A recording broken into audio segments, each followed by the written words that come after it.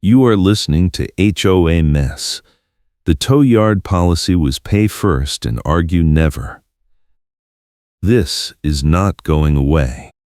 That was the first thing Vanessa Nelson said to me, standing in my driveway with a flashlight in one hand and a clipboard in the other, pointing at the tire clamp locked on my front wheel.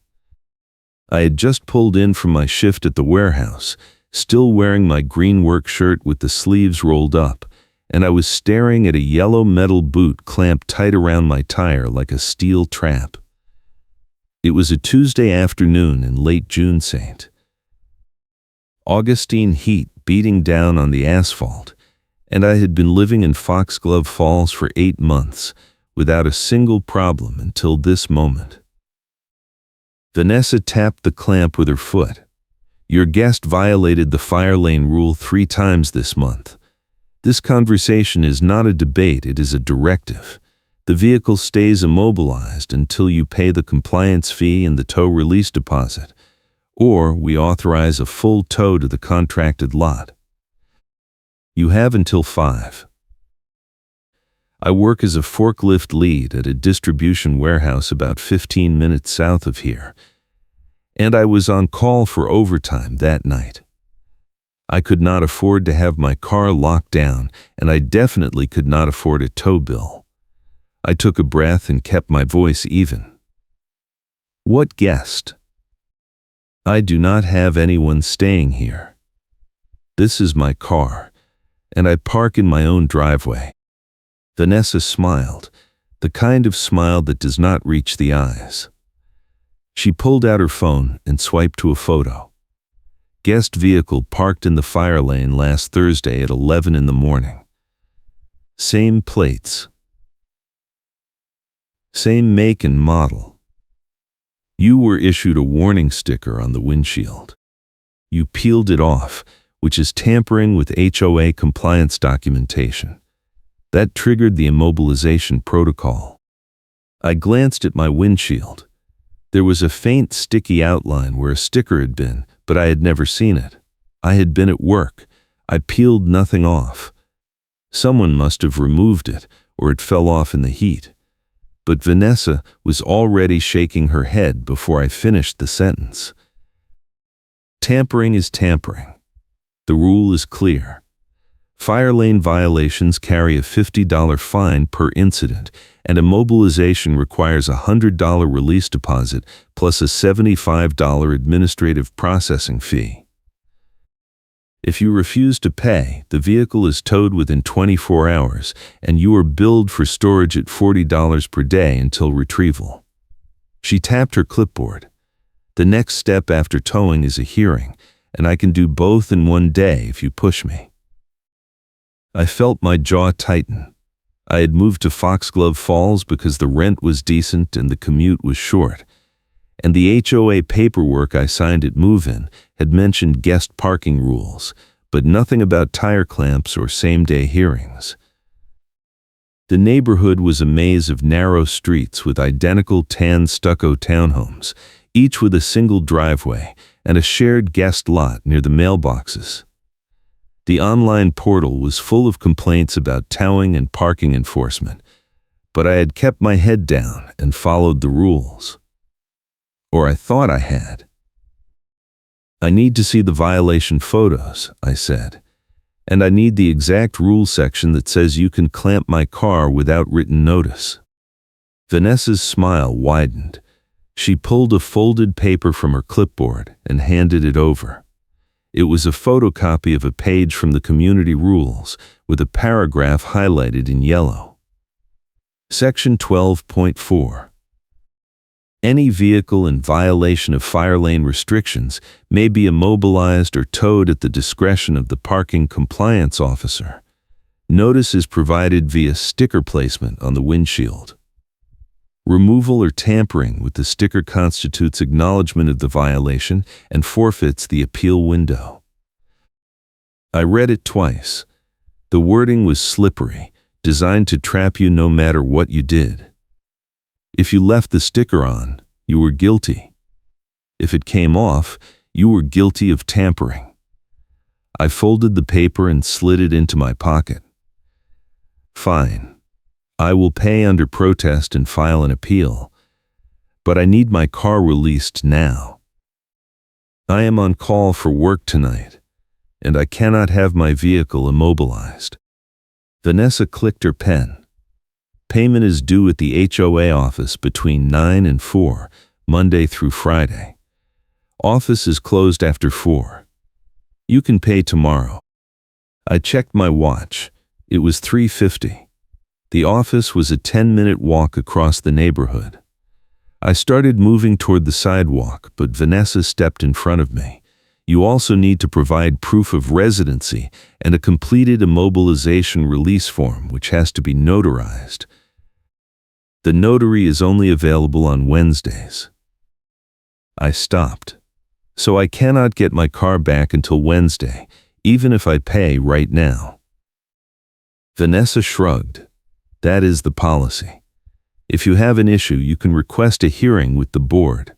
Hearings are scheduled on the second Tuesday of each month, but the next one is full. You would be looking at August. I stayed polite, because polite makes bullies careless. I pulled out my phone and opened the voice memo app, holding it low at my side. Understood. I will pay tomorrow and handle the notary on Wednesday. But I need this on the record. You are telling me that I cannot retrieve my vehicle until Wednesday, even though I have work tonight, and I have not been given a chance to dispute the fire lane claim. Vanessa's expression shifted slightly. She glanced at my phone, then back at me. If you have a work emergency, you can request a supervisor override. But that requires a meeting with me and the board president, and he is not available until Friday. I kept recording. So the override process takes longer than the notary process. Vanessa stepped back and tapped her clipboard again. I have done this before, and people fold every time.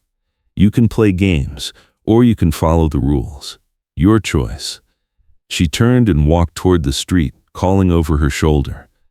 5 o'clock deadline for payment still stands. If you miss it, the tow truck arrives at 6. I watched her disappear around the corner. Then I stopped the recording and saved it with a timestamp. I had no intention of paying a dime until I understood what was really happening here, but I also could not risk losing my car. I called my supervisor and explained the situation. He was not happy, but he said he could cover my on-call slot for one night. That bought me time, but not much. I spent the next hour digging through the HOA portal on my phone. The website was a mess, half the links were broken, and the rules document was a scanned PDF with no searchable text. I found the guest parking section, which said guests had to display a temporary pass on the dashboard and could not park in fire lanes, loading zones, or reserved spots. Fair enough. But there was no mention of tire clamps, immobilization fees, or same-day towing. I took screenshots of everything and saved them to a cloud folder. Then I called my friend Marcus, who works at the county courthouse as a clerk. He has seen every kind of civil dispute, and he knows the filing process inside and out. I explained the tire clamp, the fee demand, and the notary stall tactic. Marcus listened without interrupting. Then he let out a low whistle. "That is retaliation," he said.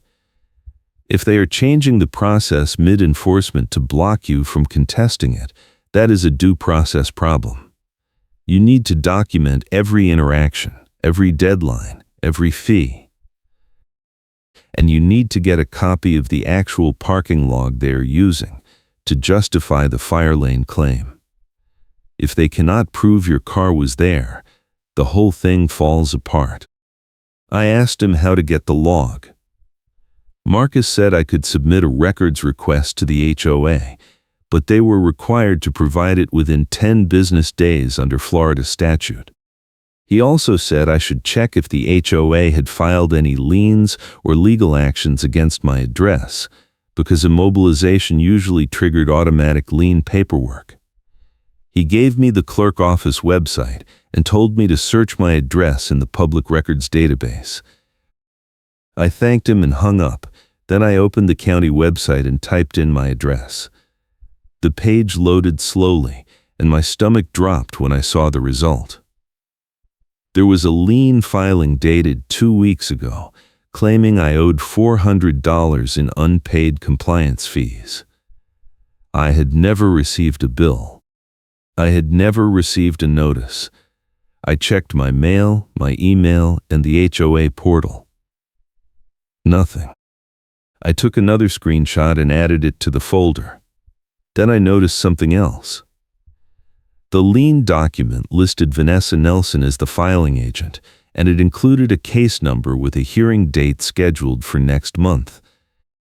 She had already started the legal process without telling me, and she was using the tire clamp as leverage to force me into paying before I could challenge it. That was when I realized this was not about parking. This was about control. Vanessa had a system, and I had just stepped into it. I grabbed my wallet and my phone and walked to the HOA office. It was a small one-story building near the entrance gate, painted the same tan stucco as the townhomes, with a sign that said Foxglove Falls Parking Compliance Association and letters too small to read from the street. The door was locked, and a handwritten note taped to the glass said office closed for training. Back Thursday. I checked my watch. It was 4:10. Vanessa had told me the office closed at 4, but she had also said I could pay before 5. I knocked on the door. No answer. I knocked again, louder. The blinds shifted slightly, and I saw a shadow move inside, but no one came to the door. I pulled out my phone and called the main HOA number listed on the website. It rang 4 times, then went to voicemail. The message said the office was closed, and to leave a detailed message with my address and phone number. I hung up and tried again. Same result. I walked back to my driveway and stared at the tire clamp. The metal was hot to the touch, baking in the Florida sun, and the lock mechanism looked industrial grade. I could not cut it off without damaging my wheel, and I was not about to do anything that would give Vanessa more ammunition. I took a photo of the clamp, the driveway, and the street view, making sure the timestamp was visible. Then I sat on my front step and waited. At 5:15, a tow truck rolled down the street, slow and deliberate, with amber lights flashing. The driver was a younger guy with a backward baseball cap and a reflective vest. He pulled up in front of my driveway and got out holding a clipboard. "You the owner?" he asked. I stood up. "Yeah. What is this about?" He glanced at his clipboard. "Got a tow authorization from the HOA. Vehicle immobilization, non-payment of fees. I am supposed to hook it up and take it to the yard on Route 1. I shook my head. I was told I had until 5 to pay, and the office is closed. This is premature."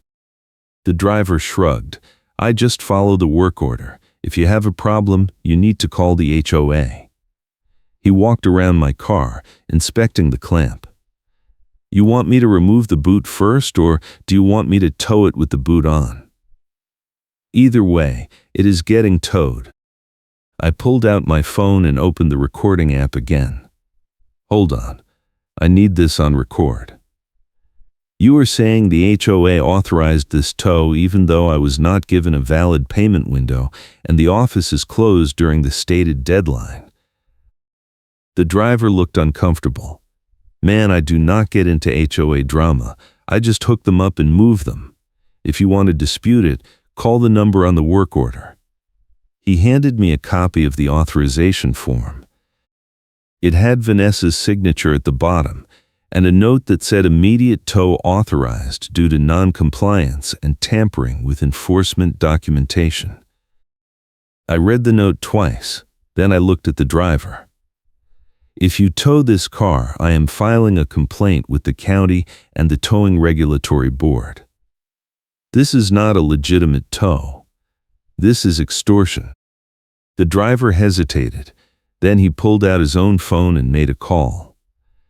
He spoke quietly for a minute, then handed the phone to me. "It is my supervisor." I took the phone. A woman's voice came through, clipped and professional. "This is dispatch. We received a signed authorization from the property manager at Foxglove Falls. If you believe the tow is invalid, you need to resolve that with the HOA before we release the vehicle. Once it is in our yard, you will need to pay the tow fee and storage to retrieve it, regardless of the dispute outcome. That is company policy." I stayed calm. Understood.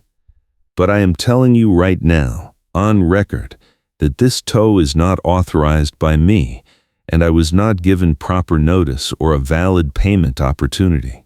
If you proceed, I will hold your company liable along with the HOA. The supervisor paused. "I will make a note in the file. But we are proceeding with the tow unless the HOA cancels the work order. You can file a dispute with us after the fact." I handed the phone back to the driver. He looked at me, then at the car, then back at his truck. He climbed into the cab and started positioning the wheel lift. The hydraulic whine filled the quiet street, and I felt my pulse spike. I pulled out my phone and called Marcus. He answered on the first ring. "What is happening?" "They are towing my car right now. The HOA office was closed during the payment window, and they authorized the tow anyway." "What do I do?" Marcus swore under his breath. "Get the tow company name and the driver license plate. Take photos of everything.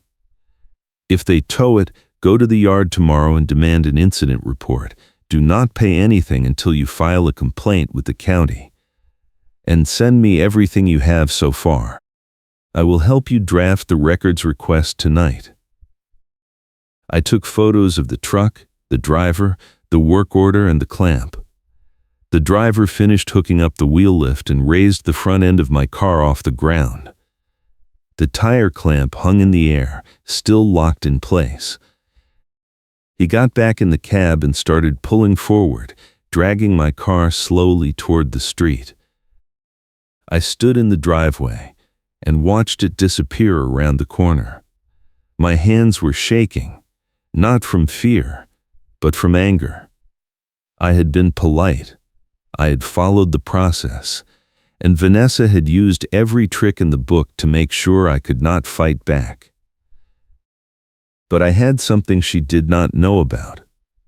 The recording from earlier was still saved on my phone, and it included Vanessa admitting that the payment deadline was impossible to meet and that she had done this before. That was evidence of intent. And if I could prove she had targeted me without cause, I could flip the entire situation. I went inside and pulled out my laptop. I opened the county clerk website and searched for other lien filings tied to Foxglove Falls. There were 12 in the past 6 months, all filed by Vanessa, all claiming unpaid compliance fees. Most of them were under $300. None of them had gone to court yet. That meant Vanessa was using the lien threat as a pressure tactic, betting that people would pay rather than fight. I downloaded the lien documents and added them to my cloud folder. Then I started drafting the records request. Marcus had sent me a template, and I filled in the blanks. I requested copies of all parking violation logs for my address, all correspondence sent to me, all payment records, all enforcement policies, and all contracts with the tow company. I also requested the names and contact information for every board member in the management company overseeing the HOA. I submitted the request through the portal at 8 that night, and I got an automated reply saying it would be processed within 10 business days. That gave Vanessa 2 weeks to stall, but it also started the clock. If she refused to provide the records, I could escalate to the county and file a formal complaint. I called Marcus and walked him through everything. He listened carefully. Then he said, "You need to assume she is going to retaliate. If she feels cornered, she is going to escalate. Watch for new violations, new fees, new rules. Document everything. And do not engage with her directly unless you are recording." I thanked him and hung up. Then I checked the HOA portal one more time before bed. There was a new notice posted that afternoon, dated the same day as the tow. It said all residents were now required to display a parking decal on their front windshield, and any vehicle without a decal would be subject to immobilization and towing. The decals were available at the HOA office for a $25 fee, and they had to be renewed every 6 months. The rule had appeared less than 12 hours after I filed the appeal paperwork. That was Vanessa's first move. She was changing the rules mid-argument, and she was acting offended when challenged. I took a screenshot of the notice and saved it. Then I went to bed, knowing tomorrow was going to be a long day. If you are enjoying this story, hit the like button and subscribe for more HOA nightmare tales. The next morning, I called the tow yard before work. The address was listed on the work order, and the yard was located on Route 1 near the interstate, about 20 minutes south. The woman who answered the phone said my car was in their impound lot, and I could retrieve it by paying the tow fee, the storage fee, and the immobilization release fee. The total was $430. I asked for an itemized receipt. She said I had to come in person to get one. I told her I would be there at lunch, and I asked if they had a copy of the signed authorization from the HOA. She hesitated, then said she would have to check with her supervisor. I hung up and drove to work in a borrowed car from my neighbor, an older guy named Phil who had lived in Foxglove Falls for 3 years. He told me Vanessa had tried the same stunt on him last year over a guest parking complaint, and he had ended up paying $200 just to avoid the hassle. He said half the neighborhood was too scared to push back because Vanessa controlled the violation records, and the board always sided with her. That confirmed what I already suspected. Vanessa was running a system, and the board was either complicit or clueless. Either way, I needed to break the cycle. At lunch, I drove to the tow yard. It was a fenced lot with rows of cars parked bumper to bumper, surrounded by chain link and razor wire. The office was a small trailer near the gate, and the woman behind the counter looked tired. She handed me a clipboard with a release form and told me to fill it out. I asked for the itemized receipt first. She printed it out and slid it across the counter.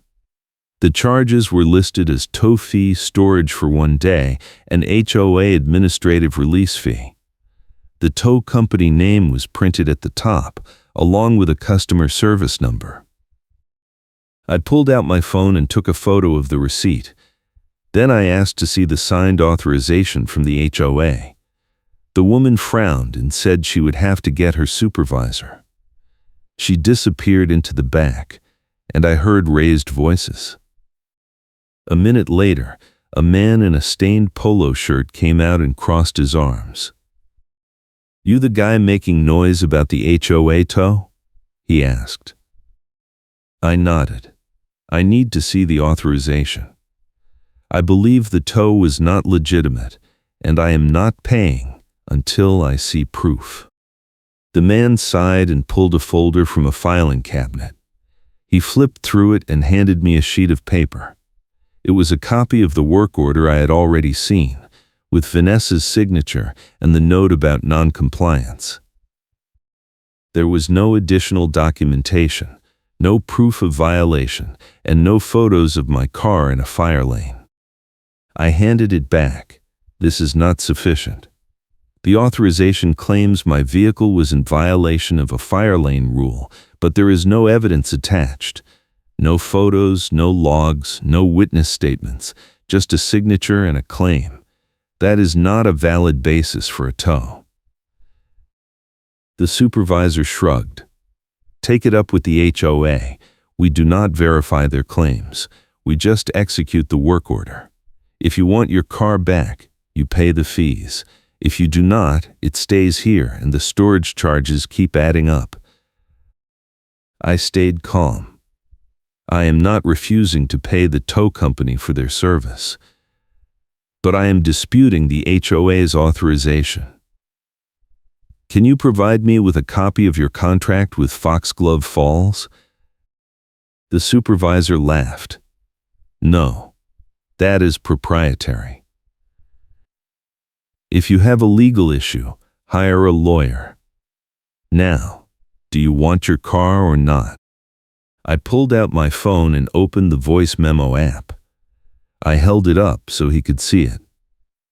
For the record, I am requesting a copy of the contract between this tow company and Foxglove Falls Parking Compliance Association. I am also requesting copies of any logs or communication that show how the work order was authorized and what evidence was provided to justify the tow. I will be filing a complaint with the County Towing Regulatory Board, and I will be naming this company as a party to the dispute. If you refuse to cooperate, that refusal will be documented. The supervisor's expression shifted. He glanced at the woman behind the counter, then back at me. Fine, I will make a note in your file. But you are not getting any contract copies without a subpoena, and you still need to pay if you want your car. I nodded. Understood. I will pay under protest, and I will include this conversation in my complaint. I also need a written receipt that confirms I am paying under protest and that I am disputing the validity of the HOA authorization. The supervisor sighed and told the woman to print a second receipt with a note at the bottom. She typed something and handed it to me. It said payment received under protest. Customer disputes HOA authorization. I paid with my credit card and got the keys. Then I walked out to the lot and found my car. The tire clamp was still on the front wheel, locked tight. I went back to the office and asked them to remove it. The woman said that was an additional $50 service fee. I stared at her. You towed my car with the clamp on, and now you want me to pay to have it removed? She shrugged. That is the policy. The clamp belongs to the HOA. We do not have a key. You need to get the key from them. I felt my jaw tighten. So, I am supposed to drive with a clamp on my wheel? The woman looked at the supervisor. He shook his head. You cannot drive with the clamp on. It is illegal. You need to get the HOA to remove it, or you need to pay us to cut it off. Cutting fee is $75. I pulled out my phone and called Vanessa. She answered on the third ring, and I could hear traffic noise in the background. What do you need? She asked. I need the tire clamp removed from my vehicle. I paid the tow company, and they said the clamp belongs to the HOA. Vanessa laughed. The clamp stays on until you pay the immobilization release fee and submit the notarized form. I told you that yesterday. I stayed calm. I am at the tow yard right now. The clamp is preventing me from driving my car, and the tow company is charging me $75 to cut it off. This is an additional obstruction that was not disclosed in the original fee structure. Vanessa's voice turned sharp. This conversation is not a debate. It is a directive. You follow the process or you pay the cutting fee. Your choice." She hung up. I stood in the tow yard parking lot, staring at my phone. Vanessa had just escalated again, and she was doing it in a way that forced me to spend more money or wait longer. I called Marcus and explained the clamp situation. He told me to pay the cutting fee, document it, and add it to the complaint. He also said I should file a police report for extortion, because the clamp was being used as a ransom tool. I paid the cutting fee and watched the tow yard worker use an angle grinder to slice through the clamp lock. Sparks flew, and the metal screamed. When he finally pried it off, he tossed the broken clamp into a bin and handed me the keys. I took a photo of the broken clamp and added it to my folder. Then I drove straight to the police station. The officer at the front desk listened to my story without much interest. He said HOA disputes were civil matters, and unless there was a direct threat or physical harm, the police could not get involved. I asked if I could file a report anyway, just to have it on record. He handed me a form and told me to fill it out. I wrote down everything, attached copies of the receipts and the work order, and submitted it. The officer gave me an incident number and said someone would follow up if necessary. I drove home and checked the HOA portal. There was a new message in my account inbox, time-stamped an hour ago. It was from Vanessa. The message said I was now in violation of the new decal requirement, and I had 7 days to purchase and display a decal or face additional immobilization. The message also said my records request had been received, but it would take the full 10 business days to process due to high volume. I took a screenshot and saved it. Then I checked the parking lot near my townhome. There were 3 other cars without decals, all parked in guest spots. None of them had clamps or violation stickers. I took photos of each one, making sure the plates and the absence of decals were visible. That night, I drafted a formal complaint to the County Code Enforcement Office. I included copies of all the receipts, the lien filing, the recordings, the incident report number, and the photos of other non-decal vehicles. I explained that Vanessa was selectively enforcing the rules and using financial penalties to retaliate against residents who challenged her authority. I submitted the complaint online and got a confirmation email. Marcus called me that evening and said he had been doing some digging. He found out that Vanessa had been the parking compliance officer for 3 years, and she had filed over 60 lien claims in that time. Most of them were settled out of court, but a few had gone to small claims. In every case, the HOA had won because the homeowner either did not show up or did not have documentation. Marcus said Vanessa was relying on intimidation and procedural confusion to win by default. He also said he had found something interesting. The tow company Vanessa used had a contract with the HOA that included a kickback clause. For every tow, the HOA received a percentage of the fee. That meant Vanessa had a financial incentive to authorize as many tows as possible. I asked Marcus if that was legal. He said it was a gray area.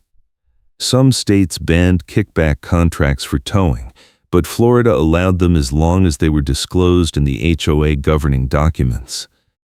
I checked the Foxglove Falls rules again, and there was no mention of any financial relationship with the tow company. That was the smoking gun. If Vanessa was receiving kickbacks without disclosure, that was a breach of fiduciary duty and possibly fraud. I called Marcus back and told him. He said I needed to get a copy of the contract, and the only way to do that was through the records request or a subpoena. He also said I should consider filing a complaint with the Florida Department of Business and Professional Regulation, which oversees HOA management companies. I stayed up late that night putting together a timeline. I listed every interaction with Vanessa, every fee, every deadline, every rule change. I included the recordings, the photos, the receipts, and the lien documents. By the time I finished, I had a 30-page packet that told the full story. The next morning, I got a call from an unknown number. I answered, and a man's voice came through. "This is Brian Holloway. I am the board president for Foxglove Falls. Vanessa told me you have been making complaints about parking enforcement. I would like to meet with you and resolve this before it becomes a legal issue." I stayed calm. "I appreciate the call. I am happy to meet, but I need to be clear. I am not withdrawing my complaints, and I am not paying any fees that were assessed through improper process. If you want to resolve this, the HOA needs to void the lien, refund the tow and clamp fees, and provide the records I requested." Brian paused. "I understand you are frustrated, but Vanessa has been following the rules as written. If there was a procedural issue, we can look into it. But I cannot just void a lien without board approval." I cut him off. The lien was filed without notice. I never received a bill, and I was never given a chance to dispute the charges before the lien was recorded. That is a violation of Florida statute, and it is grounds for dismissal. I have documentation proving I was not notified. Brian sighed. "Okay, let me review the file and get back to you. Can we meet tomorrow at the HOA office?" I agreed and set a time for noon. Then I called Marcus and told him about the meeting. He said I should bring a witness and record the entire conversation. He also said I should demand that Brian bring copies of all the records I had requested, including the tow contract. The next day, I arrived at the HOA office with Phil, my neighbor. He had agreed to come as a witness, and he brought his own phone to record. Brian was waiting inside, along with Vanessa. She was sitting at a desk with a stack of folders in front of her, and she did not look happy. Brian stood up and shook my hand. "Thanks for coming. I have reviewed your complaint, and I think we can work this out. Vanessa has agreed to waive the decal fee as a goodwill gesture, and we can discuss the lien on a case-by-case basis." I sat down and pulled out my folder. I appreciate the gesture, but the decal fee is not the issue. The issue is that Vanessa filed a lien without notice, authorized a tow based on a rule that was not disclosed, and then changed the enforcement process to block me from contesting it. That is retaliation, and it is illegal. Vanessa leaned forward. "You were given notice. The sticker on your windshield was the notice.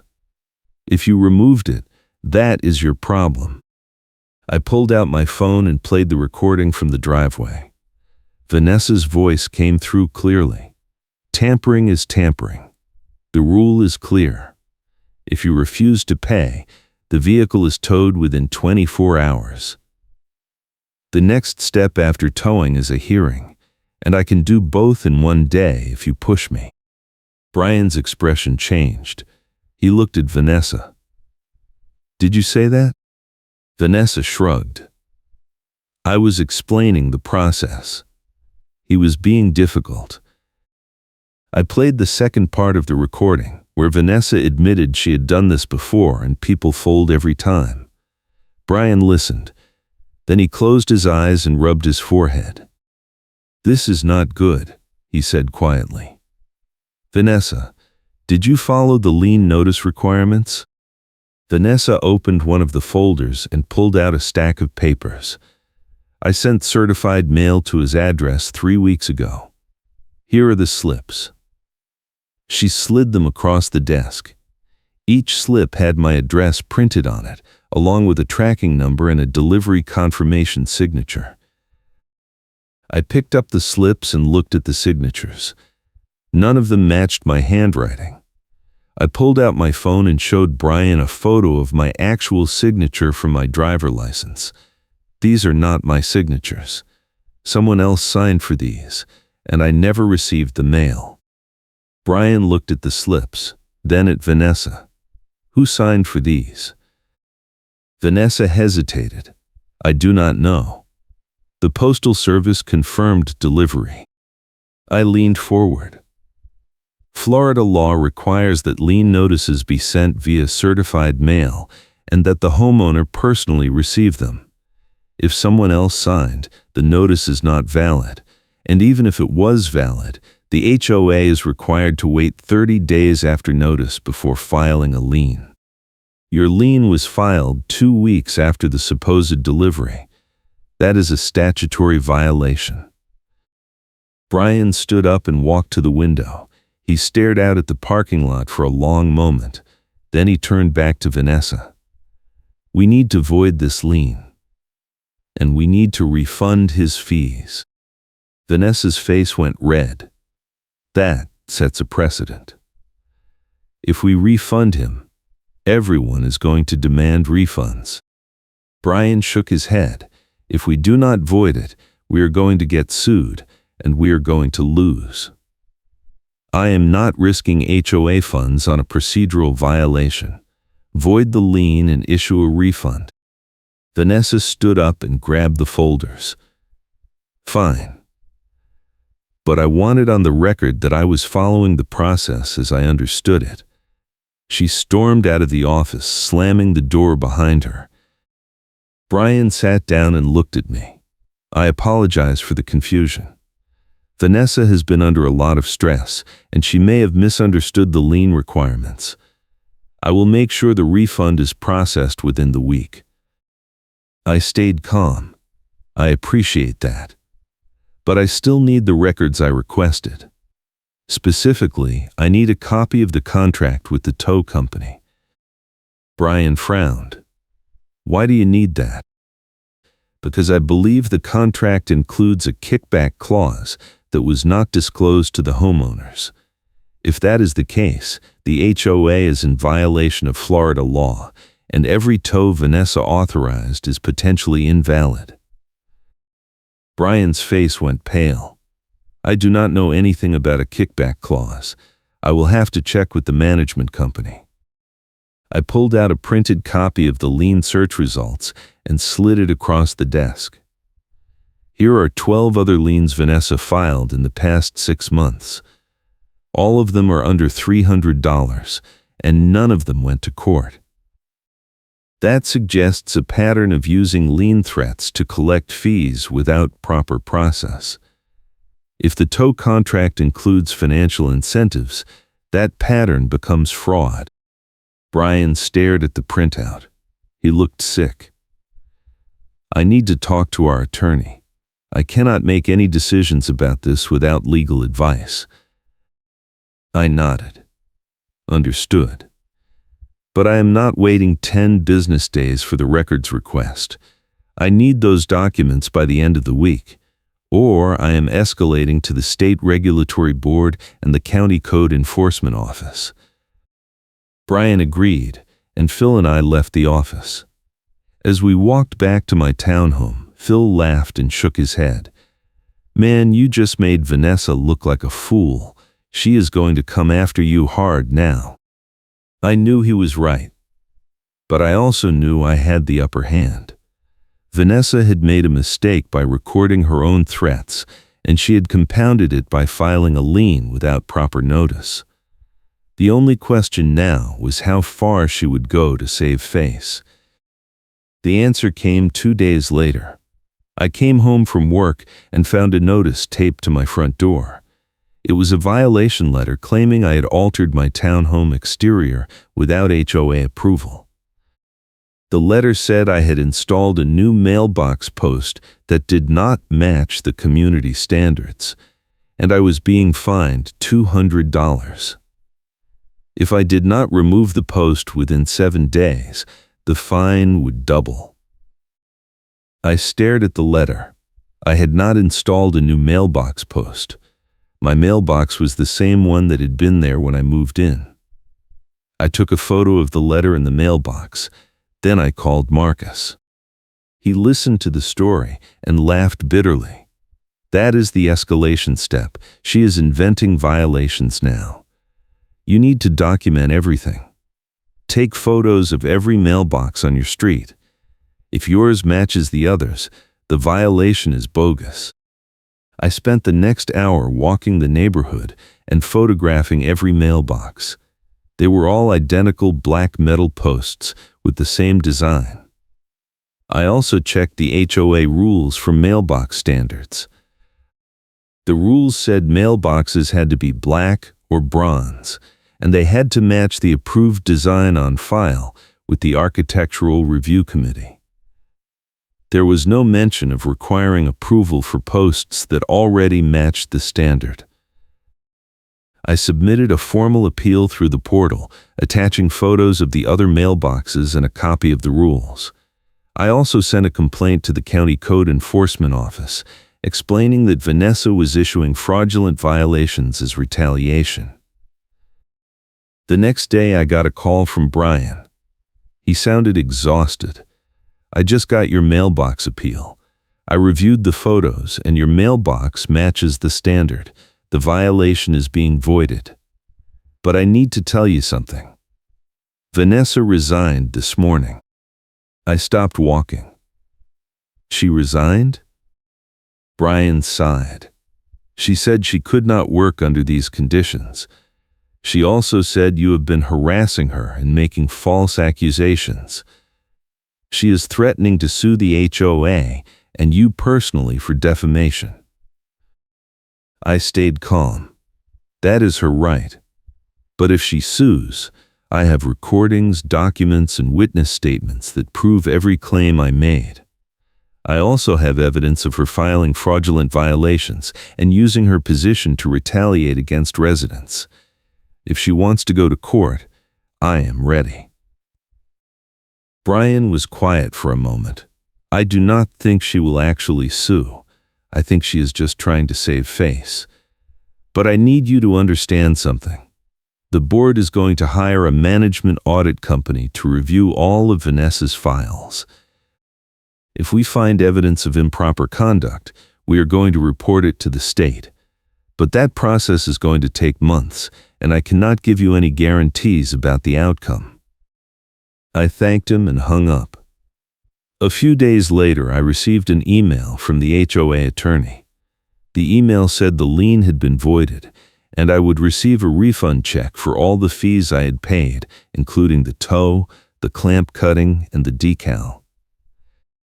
The email also said the HOA was conducting an internal review of parking enforcement procedures, and new policies would be implemented within 60 days. I forwarded the email to Marcus, and he called me back immediately. This is huge. They are covering their bases because they know they screwed up. But you are not done yet. You need to make sure the audit actually happens, and you need to follow up on the kickback contract. I agreed, and I kept pushing. Over the next 2 weeks, I filed a formal complaint with the Florida Department of Business and Professional Regulation, requesting an investigation into the HOA's towing practices. I also filed a complaint with the County Towing Regulatory Board, asking them to review the contract between Foxglove Falls and the tow company. The breakthrough came 3 weeks later. I got a call from a woman at the regulatory board. She said they had reviewed my complaint and the contract, and they had found that the tow company was paying a 10% kickback to the HOA for every authorized tow. The contract had never been disclosed in the HOA governing documents, and it violated state towing regulations. The board was revoking the tow company license for 90 days and ordering a full audit of all tows authorized under the contract. I asked if that meant the tows were invalid. She said it was up to the individual homeowners to file claims, but the regulatory board would provide documentation to support those claims. She also said Vanessa could face personal liability if homeowners chose to sue for damages. I hung up and called Marcus. He was thrilled. "This is perfect. You have the smoking gun. Now you just need to make sure the HOA follows through on the refunds and the policy changes." But Vanessa was not done. 2 days later, I got a certified mail notice that a hearing had been scheduled at the county courthouse. The notice said Vanessa had filed a small claim suit against me, claiming I had defamed her by making false accusations to the regulatory board and the county. She was demanding $5,000 in damages. I read the summons twice, then I called Marcus. He said the lawsuit was a nuisance claim designed to intimidate me. He also said I needed to file a counterclaim for the fees I had paid and the time I had lost dealing with the retaliation. He helped me draft the counterclaim that night, and I filed it the next morning. The hearing was scheduled for a Friday afternoon, and I spent the week preparing. I printed copies of every document, every recording, every photo, and every email. I organized them into a binder with tabs and summaries.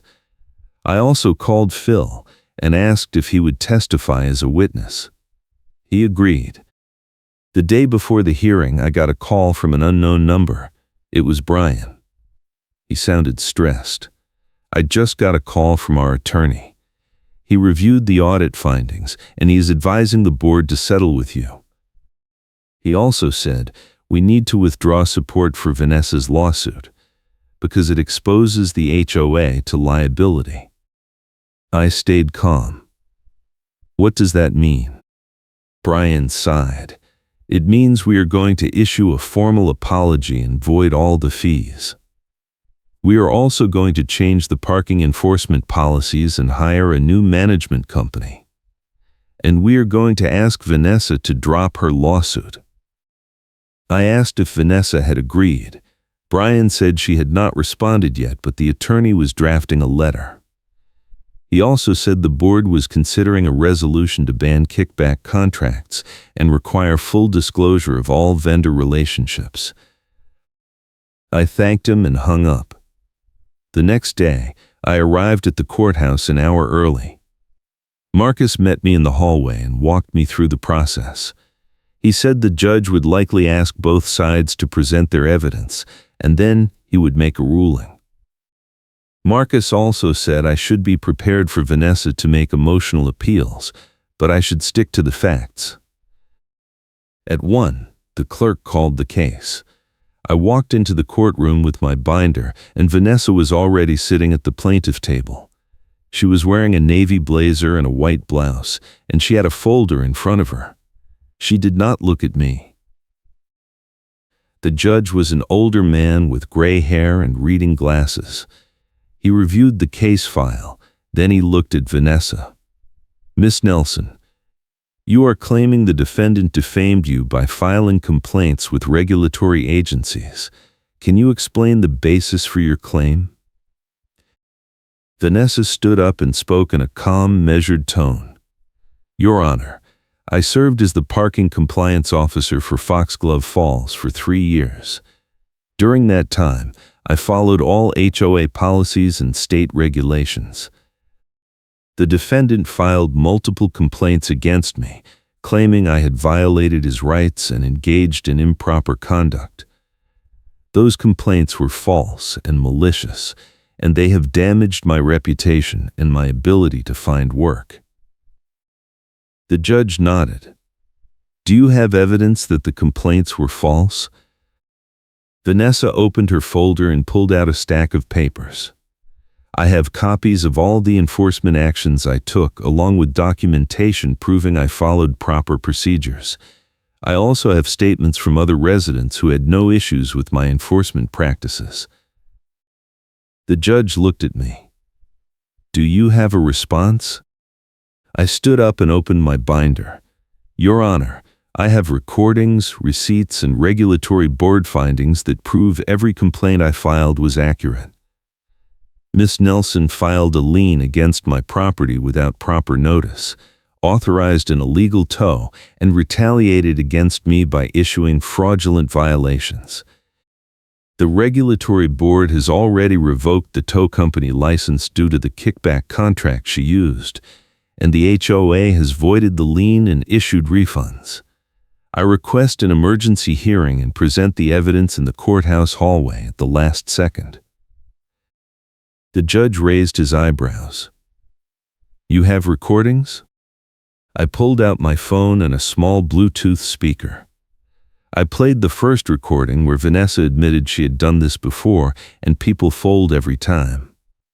Then I played the second recording where she said the next step after towing was a hearing and she could do both in one day.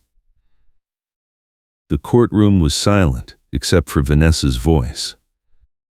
When the recordings finished, the judge looked at Vanessa. "Miss Nelson? Is that your voice?" Vanessa's face went red. I was explaining the process. He was being difficult and refusing to cooperate. The judge frowned. "It sounds to me like you were threatening him.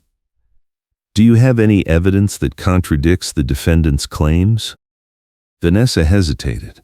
She opened her folder again and pulled out more papers, but her hands were shaking. "I have documentation that shows I followed the rules." The judge took the papers and reviewed them. After a minute, he set them down and looked at both of us.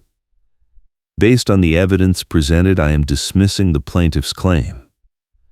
The defendant has provided clear documentation that his complaints were accurate and made in good faith.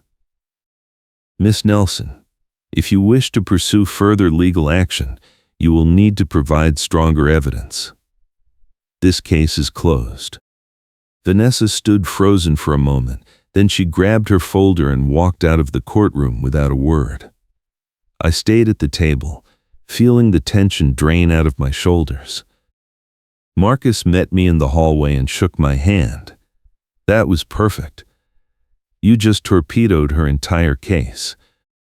But the story did not end there. A week later, I got an email from Brian. The email said the HOA board had approved a settlement agreement.